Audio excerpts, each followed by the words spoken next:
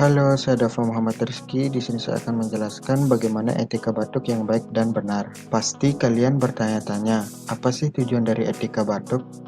Yang pertama, mencegah penyebaran suatu penyakit secara luas melalui udara bebas. Yang kedua, membuat kenyamanan pada orang di sekitar kita. Lalu, bagaimanakah etika batuk yang benar?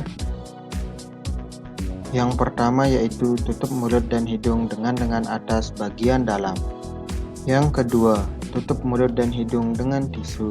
Tisunya sekali pakai ya. Ingat, selalu gunakan masker ketika sedang flu atau batuk. Jangan lupa membuang tisu dan masker yang telah dipakai ke tempat sampah. Kemudian, jangan lupa cuci tangan menggunakan sabun dan air mengalir, bisa juga menggunakan hand rub atau hand sanitizer. Terima kasih, jangan lupa diterapkan ya.